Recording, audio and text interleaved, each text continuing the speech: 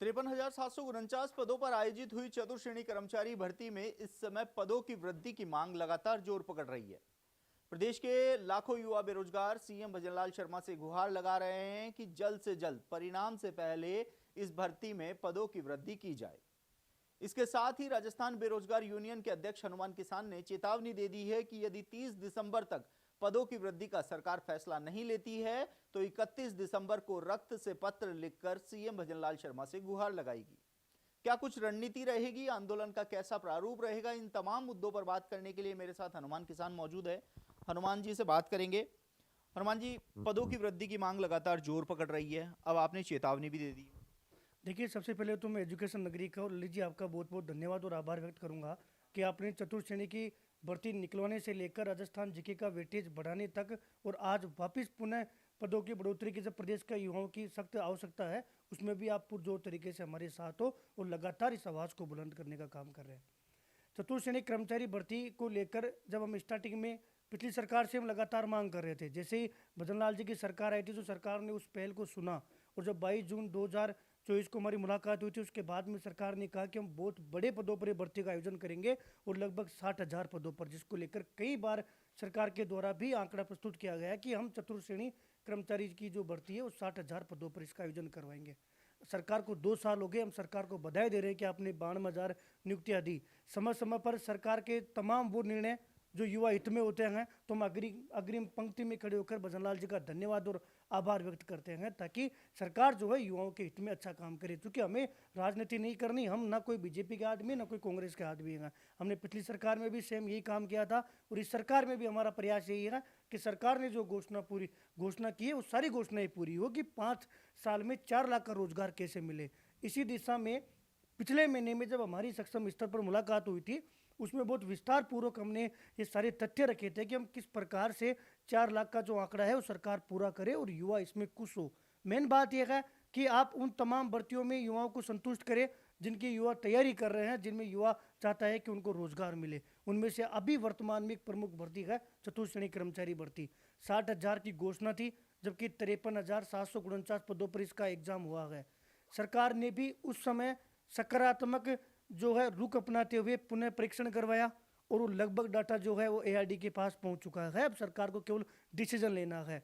आज सुबह भी हमने सरकार के कई मंत्रियों से मुलाकात की और उनको समझाने का हमने प्रयास किया है कि सर नई साल जो है उस सब सरकार भी खुशी मना रही है, प्रदेश का युवा भी चाहता है कि हम भी खुशी मनाएं, तो क्यों ना 30 दिसंबर तक सरकार ये पहल करे कि हम चतुर्श्रेणी कर्मचारी भर्ती में लगभग 6,000 पदों की और बढ़ोतरी करके जो हमारी घोषणा थी वो भी पूरा कर रहे हैं और प्रदेश के युवाओं की भी मांग को पूरा कर रहे हैं। चूंकि आपने तमाम वो मांगे पूरी की है, लगभग 24 भर्तियां ऐसी है जिसमें भजनलाल जी की सरकार ने पद बढ़ाए हैं। ये इस बात का संकेत है कि सरकार की मंशा सही हो और प्रदेश के युवा को जो मांग है वो जायज हो तो सरकार उनके हित में निर्णय लेगी। अब 31 दिसंबर को चूंकि मजबूरी है कि लगभग 15 जनवरी के आसपास राजस्थान कर्मचारी चयन बोर्ड के अध्यक्ष साहब ने ट्वीट किया है कि हम इस भर्ती का रिजल्ट निकाल देंगे। हमारा क्या है कि सर हम बेस्ट से बेस्ट प्रयास कर सकते हैं। हमने पत्र लेखन अभियान चलाया, उसके माध्यम से सरकार को जो है हमने लगभग 30 से 40 ज्ञापन दिए। उसमें कहा सरकार के मंत्रियों को, संबंधित विभाग को कि आप अपने रिक्त पद दो ताकि आपको तो कर्मचारी मिले। और इससे अच्छा क्या होगा प्रदेश के लिए कि आपको एक ग्रेजुएट कर्मचारी मिल रहा है, आपको बीएड किया हुआ, एमए किया हुआ, इंजीनियरिंग किया हुआ, आईटीआई किया हुआ वो अभ्यर्थी मिल रहे हैं। बीएससी एमएससी वाले लड़के आपको चतुर्श्रेणी कर्मचारी के रूप में मिल रहे हैं। तो जो ये पोस्ट खाली है उसको क्यों ना इस पोस्ट को भर लिया जावे। और तमाम मैं विभागों का भी धन्यवाद और आभार व्यक्त करूंगा कि उन्होंने इस पहल में हमारा साथ दिया। अधिकारियों के हाथ में नहीं है, डिपार्टमेंट के हाथ में नहीं है, लेकिन ये आज की मैं अपडेट दे रहा हूँ कि लगभग सभी डिपार्टमेंट ये चाहते हैं जब हो सकता है उनकी मीटिंग हो तो जो बड़े अधिकारी हैं उनको ये चीज़ रख सके कि ये बात सही है कि हमें इस भर्ती में पदों की संख्या बढ़ानी चाहिए। लेकिन फाइनल जो निर्णय है वो सरकार के हाथ में है और अभी तक सरकार की तरफ से कोई भी बयान नहीं आया है। इसलिए स्टूडेंटों की भी समस्या जायज है, लेकिन जो वोट लेने वाले लोग हैं वो इस चीज़ को लेकर काम नहीं करेंगे। उनको नहीं मतलब है कि चतुर्श्रेणी में 6,000 बढ़ो या 6,000 कम हो। अगर 53,000 में से 10,000 कम भी हो जाए ना, चूंकि विज्ञापन में लिखा हुआ है कि हम इसमें पदों की संख्या कम और अधिक कर सकते हैं, कम कर देंगे तो भी कोई नेता नहीं बोलेगा। इसलिए प्रदेश के युवाओं को इस बात को समझना होगा संयम के साथ कि मिलजुल कर हमें लोकतांत्रिक तरीके से और इस प्रकार से कि सरकार कहीं ना कहीं सिंपत्ति हमारे साथ रहे और सरकार हमारी मांग को पूरा कर सके। देखिए, एजुकेशन नगरी के माध्यम से लगभग वो सारी मांगे जो हमने यहाँ बैठकर उठाई है, आपने देखा है कि सारी मांगे पूरी करवाई है। उसमें ना किसी युवाओं पर मुकदमा लगा, ना किसी युवाओं को हमने भीड़ इकट्ठे करके नारेबाजी की, ना हमने कोई कांग्रेस की बुराई की, ना हमने कोई बीजेपी की बढ़ाई की। काम हुआ, धन्यवाद दिया, नहीं हुआ तो प्रदेश के युवाओं के ऊपर निर्भर है कि एक बेरोजगार क्या कर सकता है, केवल वोट की चोट कर सकता है, और इन दोनों का हम इस्तेमाल करेंगे। 31 तारीख को हम माननीय मुख्यमंत्री जी को मैं खून से पत्र लिखूंगा, उसी प्रकार जिस प्रकार राजस्थान जीके का वेटेज को लेकर हम प्रयास कर रहे थे। कई साथी ये कहते हैं कि बोर्ड अध्यक्ष जी ने 2 बार ट्वीट कर दिया कि हमारे पास कोई सूचना नहीं है, पद नहीं बढ़ेंगे। मुझे वो दिन याद है कि जब राजस्थान जीके का वेटेज की हम मांग कर रहे थे तो कर्मचारी चयन बोर्ड जी के बयान आते थे कि साहब नहीं होगा, नहीं होगा, नहीं होगा, गुमराह मत हो, नहीं होगा, हमारे पास कोई लेटर नहीं आया। लेकिन हमने पीछे रहे, अंत तक लड़ाई लड़ी, उसका परिणाम ये रहा कि हमने पत्र क्रमांक सहित प्रदेश के युवाओं के सामने सच्चाई रखी, और अंत में चूंकि अगर आपकी मंशा सही हो तो आपकी जीत होगी। और इस बार हम ये कह रहे हैं कि चतुर्थ श्रेणी में सबसे पहले तो पदों की संख्या बढ़े, पहली मांग तो ये है। दूसरी है कि कम से कम खुद की घोषणा तो पूरी हो, कि 60,000 की घोषणा पूरी हो, और ये सरकार के पास अवसर है, माननीय मुख्यमंत्री जी के पास इससे बड़ा अवसर नहीं होगा कि पूरे राजस्थान में आज़ादी के बाद की सबसे बड़ी भर्ती हो जाएगी।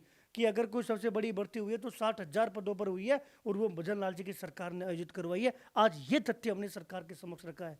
उन्होंने कहा क्यों पद बढ़ाए, कि 60,000 53,000 कम थोड़ी होते हैं, तो सब 53,000 कम नहीं होते, तो 22 लाख युवाओं ने एग्जाम दी है, 22 लाख युवा बेरोजगार है, आपकी मंशा युवाओं के प्रति पॉजिटिव है, तो क्यों ना इसमें पदों की संख्या बढ़ाई जाए। और दूसरी, इनकी आड़ में जो वॉलंटियर्स लगाए जा रहे हैं उनकी हकीकत भी एजुकेशन नगरी ने पूरे राजस्थान को दिखाया है, और मैं तो धन्यवाद करूंगा कि उस पर भी हमने रोक लगाने में हम सक्षम हुए हैं। तो 3,000 पद तो वही है, उन्हीं पदों को इसमें बढ़ा दो ताकि वो धांधली भी रुक जाएगी, और दोबारा अधिकारी जो होंगे वो धांधली करने की भी नहीं सोचेंगे। मुझे भरोसा है और हमारे हाथ में प्रयास है, और हम 31 तारीख को जो है निश्चित तौर पर आत्मीयता के साथ सरकार से अपील करेंगे, बड़े पोस्टों में बड़े लेवल पर जो है खून से पत्र लिखेंगे, ताकि माननीय मुख्यमंत्री जी तक डायरेक्ट हमारी बात पहुंच सके, और क्या पता नई जो साल है 1 जनवरी पर प्रदेश के युवाओं को खुशी मिल सके। हनुमान जी, देखिए, जब पहली बार हमने आपसे बात की थी इस पद वृद्धि को लेकर, तब आपने कहा था कि 70,000 होना मुश्किल लग रहा है, लेकिन 60-62,000 इस भर्ती में पद हो सकते हैं। उस समय आपके पास कोई पॉजिटिव रेस्पॉन्स था तब और अब में? क्या फर्क आया है जिससे आपको ये आंदोलन की रणनीति अपनानी पड़ी? देखिए, एक तो सबसे बड़ा रीज़न ये है कि लंबा टाइम पीरियड हो गया बीच में। मैं इसके लिए माफ़ी भी चाहूँगा कि हम भी इंसान हैं, पारिवारिक समस्याओं की वजह से मैं 8-10 दिन बिल्कुल कहीं ना तो किसी से मुलाकात कर पाया था, ना मैं सोशल मीडिया पर एक्टिव था। अधिकांश समय मेरा हॉस्पिटल में ही बीत रहा था। उस दौरान क्या हुआ, मुझे ये भरोसा था कि उस दौरान कहीं ना कहीं सरकार की तरफ से एक संकेत मिल जाएगा जिससे प्रदेश के युवा इस बात को लेकर आश्वस्त हो जाएंगे कि पदों की संख्या बढ़ रही है। लेकिन वो 10 दिन बेहद निराशाजनक रहे। 10 दिन यहाँ एक्टिव नहीं थे तो यहाँ किसी प्रकार की कोई सूचना प्रदेश के युवाओं को नहीं मिली। अभी सोमवार से मैं लगातार प्रयासरत हूँ। सोमवार को भी, मंगलवार को पूरे दिन मैंने केवल चतुर्थ श्रेणी भर्ती को दिया है। आज भी दोपहर 12 बजे तक आज चोमू वाला एक जो है घटनाक्रम हो गया, जो दुर्भाग्य है प्रदेश का कि ऐसी घटना अभी भी आज़ादी के बाद में जो राजस्थान झेल रहा है। उस घटना की वजह से अधिकांश प्रशासन वहाँ लगा हुआ है, इसलिए हमने दोपहर तक की से पहले इस भर्ती को लेकर हमने मुलाकात की। उसके बाद में हमने भी स्थगित कर दिया कि पहले ये था कि जो पदों का पुनः परीक्षण हुआ है ना, ये ऐसे थोड़ी हो गया।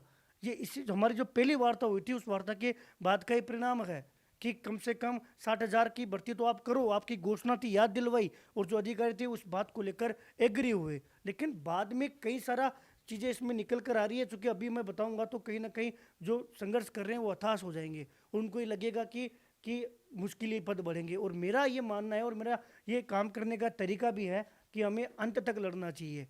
कि जिन लोगों ने, कुछ लोगों का ये सुझाव था कि क्यों ना बाद में 5-10 हज़ार पदों पर एक नई भर्ती और निकाल देंगे, हम अगर 60,000 कर देंगे तो कौन से युवा खुश हो जाएंगे, क्योंकि ये तो वैसे भी 70, 75, 80। भटकाना बहुत आसान है, गुमराह करना बेहद आसान है। लोग कह रहे हैं 80 कर दो, अब कर दो के पीछे का रीजन नहीं पता कि 80 कैसे कर देंगे।